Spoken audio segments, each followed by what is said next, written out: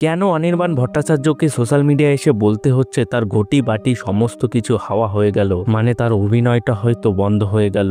ঘটি বাটি চাটি সবই হাওয়া করে দেওয়া হলো, মানে অভিনয়ও বন্ধ হয়ে গেল। যে ছেলেটা 2013 সাল থেকে এই ইন্ডাস্ট্রিতে কাজ করছে এবং এর আগেও 2005 সাল থেকে সে থিয়েটারে অনেক নাটক করেছে, যে দ্বিতীয় পুরুষ, ড্রাকুলা স্যার, গোলন্দাজ, দশম অবতার, রঘু ডাকাতের মতো মুভি করার পর আজকে কেন তাকে সোশ্যাল মিডিয়ায় এসে বলতে হচ্ছে তার ঘটি বাটি সমস্ত কিছু নিয়ে চলে যেতে হবে এই ইন্ডাস্ট্রি থেকে? এই সমস্ত কিছুই বিশ্লেষণ করা হবে আজকের এই ভিডিওতে। দেখা হবে এটা কি তার কেরিয়ারের শেষ, নাকি তার হুলিগানিজম ব্যান্ডের মাধ্যমে নতুন ভাবে কেরিয়ার করার চেষ্টা করছে। সবকিছু বিস্তারিতভাবে আলোচনা করা হবে আজকের এই ভিডিওতে, তাই ভিডিওটা শেষ অবধি দেখতে থাকুন।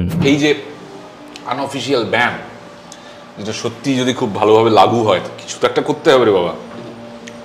খাবারের বিজনেসে আমি শুনেছি লস কম। অনির্বাণ ভট্টাচার্য 7 অক্টোবর 1986 সালে ওয়েস্ট বেঙ্গলের মেদিনীপুরে জন্মগ্রহণ করেছিলেন এবং তিনি 2004 সালে মেদিনীপুর থেকে কলকাতায় চলে আসে পড়াশোনা করার জন্য। বেসিক্যালি সে থিয়েট্রি পড়াশোনা শুরু করে রবীন্দ্র ভারতী ইউনিভার্সিটি থেকে এবং কমপ্লিট করে মাস্টার্স ইন ড্রামা। তারপরে সে 2009 সালে ইউথ আর্টিস্ট স্কলারশিপ পায় cultural ministry of government of India থেকে। তারপরে সে থিয়েটারে প্রচুর নাটক করতে শুরু করে, যেমন 2005 সাল থেকে সে অনেক নাটক করে।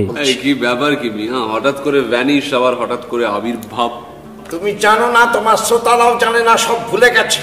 এবং তার সেই নাটক দেখেই অপর্ণা সেন তাকে মুভিতে চান্স দেয়। তারপরে অরিন্দম শীলের একটা মুভি ঈগলের চোখ মুভিতে চান্স পায়। এটা ছিল একটা ডিফারেন্ট ক্যারেক্টারটার নাম ছিল বিশান রায়। এই ক্যারেক্টারের জন্য সে প্রচুর অ্যাপ্রিসিয়েশন পায় এবং এর জন্য তো তিনি মোস্ট প্রমিসিং অ্যাক্টরের অ্যাওয়ার্ডও পায়। তাছাড়া ফিল্মফেয়ার অ্যাওয়ার্ড ইস্টে বেস্ট অ্যাক্টর ফর সাপোর্টিং রোলের জন্য অ্যাওয়ার্ড পায় এই বিশান রায়ের ক্যারেক্টারের জন্য।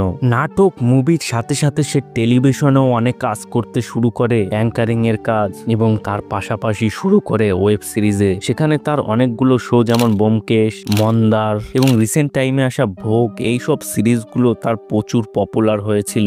এইসব সিরিজের জন্যই কিন্তু সে একটা লার্জার অডিয়েন্সের কাছে পৌঁছে যায়। এর পাশাপাশি 2019 সাল থেকে শুরু করে তার একটা নতুন জার্নি প্লেব্যাক সিঙ্গার, যেখানে তার প্রথম তার নিজের একটা মুভিতেই, শাহজাহান রেজেন্সি মুভিতেই তার একটা ডেবিউ সং আসে, কিছু চাইনি আমি। এই গানটি তো প্রচুর পরিমাণে ভাইরাল হয় এবং গানটি কিন্তু খুব ভালো চলে।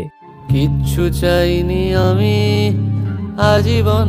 এই গানটির জন্য সে ভারত বাংলাদেশ ফিল্ম অ্যাওয়ার্ডে বেস্ট প্লেব্যাক সিঙ্গারের অ্যাওয়ার্ড পায় 2019 সালে এবং WBFJA অ্যাওয়ার্ডে বেস্ট প্লেব্যাক সিঙ্গারের অ্যাওয়ার্ড পায় 2020 সালে। তাছাড়াও তিনি অনেক মুভিতে গান গেয়েছে, যেমন বিবাহ অভিযান মুভিতে বিবাহ অভিযান টাইটেল ট্র্যাকটা গেয়েছে, ব্যোমকেশ বক্সিতে বক্সি বাবু, ড্রাকুলা স্যারের প্রিয়তমা, দেখা হবে শুভরাত্রি প্রিয়তমা। সে বিগ স্ক্রিনে তার জায়গা করেই নিচ্ছিল, যেমন আশিনগর, ঈগলের চোখ, ধনঞ্জয়, শাহজাহান রেজেন্সি, বিবাহ অভিযান, দ্বিতীয় পুরুষ, ডিটেকটিভ, ড্রাকুলা স্যার, বল্ললপুরের রূপকথা, দশম অবতার, অথই, পক্ষীরাজের ডিম, রঘু ডাকাত, সমস্ত মুভিতে কিন্তু তার জায়গা করে নিয়েছিল। ঠিক সেই সময় তার লাইফে আসে একটা বাধা, যেখানে ওয়েস্ট বেঙ্গলের সমস্ত ডাইরেক্টররা, যেমন অনির্বাণ ভট্টাচার্য, পরমব্রত চ্যাটার্জি, সুদেষ্ণা রায়, ইন্দ্রনীল রায়চৌধুরী, সুব্রত সেন, সবাই হাইকোর্টে যায় FCTWEI এর বিরুদ্ধে একটা কেস করে। কিসের কেস? তারা শুটিং এ বাধা দিচ্ছিল বলে,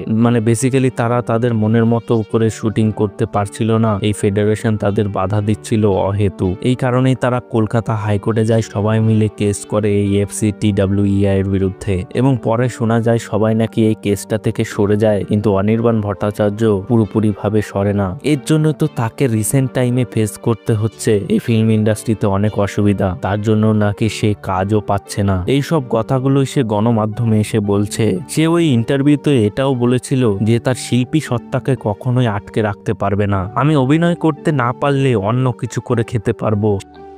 আমি তো এত বছর কাজ করার পর এই প্রথম দেখছি আমার যে শৈল্পিক আদর্শ, সেটার সাথে একটা ঠোকাঠুকি লেগে যাচ্ছে। সে কিন্তু ঠিক সেটাই করেছে। যেমন ধরো এই বছরই সে হুলিগানিজম ব্যান্ড রিলিজ করে, যেখানে তার প্রথম গান আসে মেলার গান। এই গানটি প্রচুর দর্শকের সাড়া পায়, গানটি পুরো সোশ্যাল মিডিয়া যেমন ইনস্টাগ্রাম, ফেসবুক, ইউটিউব সমস্ত জায়গায় ট্রেন্ডিং করতে থাকে।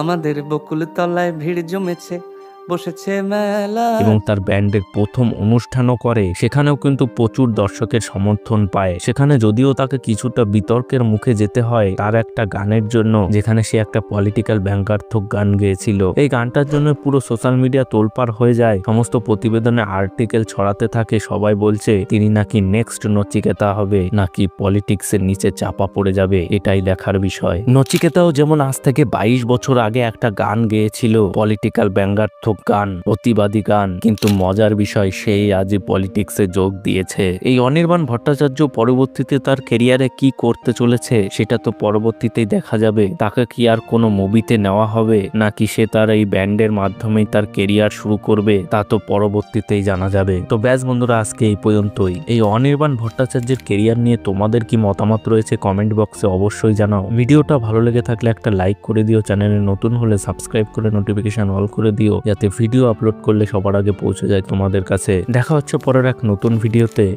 বাই।